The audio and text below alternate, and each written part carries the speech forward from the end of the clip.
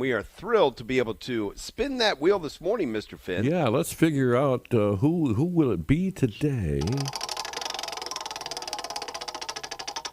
Oh, I see it. I see it. There I it see is. it. There it is. There it is. It's Lisa. It's Lisa Popcak this morning. Good morning, Lisa. How are you? Always excited. I Good think it should morning, probably, if it everyone. lands on Lisa, there should be bells, whistles, kazoo playing, everything.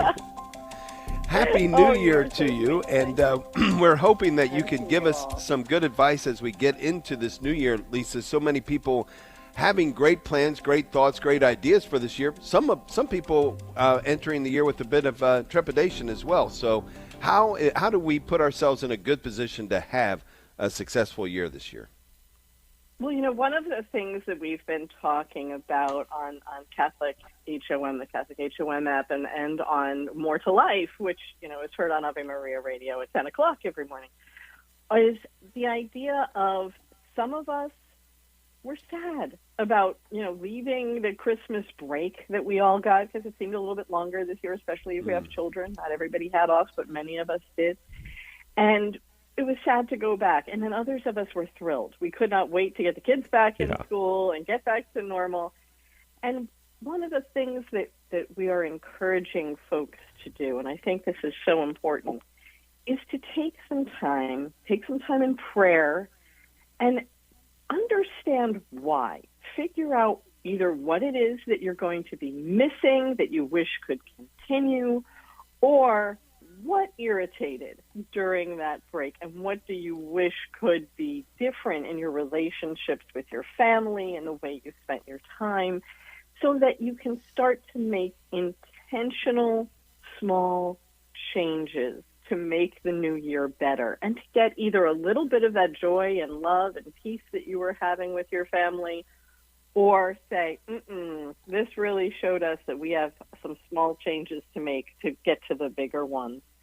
So to do those little things upon reflection, first for yourself and then as a family, have that conversation together over a meal and say, what really worked? What did we love? What didn't? Because if we look at it, we can say, all right, we loved, let's say, getting to sleep in a couple of mornings. Well, if we enjoyed being more rested, can we go to bed a half an hour early as a promise to each other one night a week or 2 nights a week so we can catch up on our rest?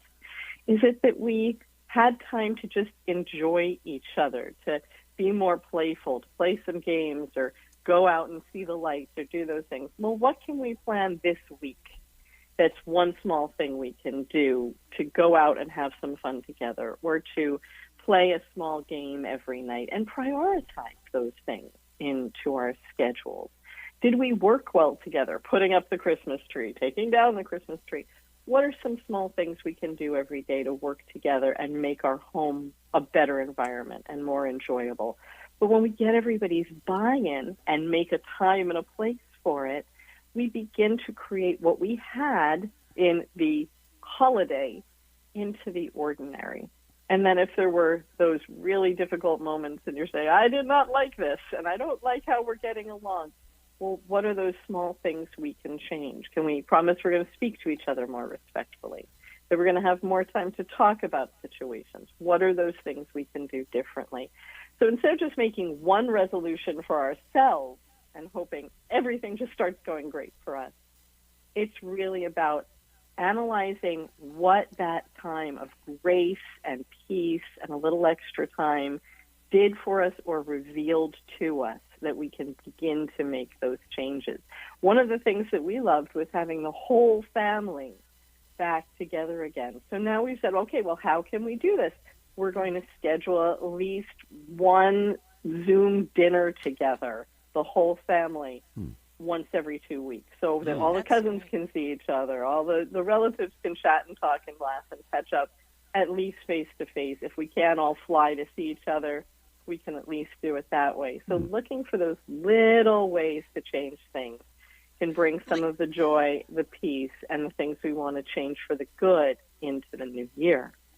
Lisa, one of the things I hear so much about from parents that are ready to get their kids back to school, right? I mean, we're ready. Is that vacation time is so unstructured, that they just can't get a kind of a feel. So how can you kind of introduce structure without becoming overly structured on those days when there aren't school and things like that, so that that Oh, Pat, feeling? I Yeah. love that question. I absolutely love that question, because I think what we want to say is, what structure do we wish we had that made them more pleasant to be around, less wild and cranky, but without that kind of like militaristic idea? So Yeah. do we need to get up at a certain time so that we're all starting the day together and people aren't just straggling in and being grumpy?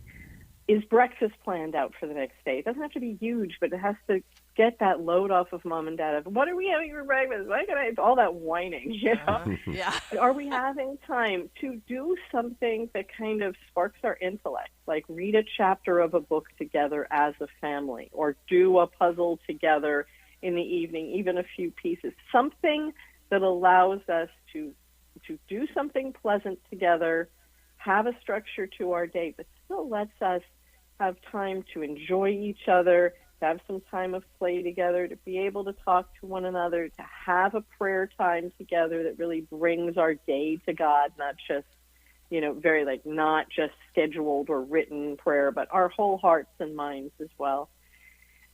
Taking that time to analyze that together so that it's not just chaos and mayhem and kids running wild and driving us crazy, but it's also not all their structure comes from the outside and we hardly ever get a moment to be a family.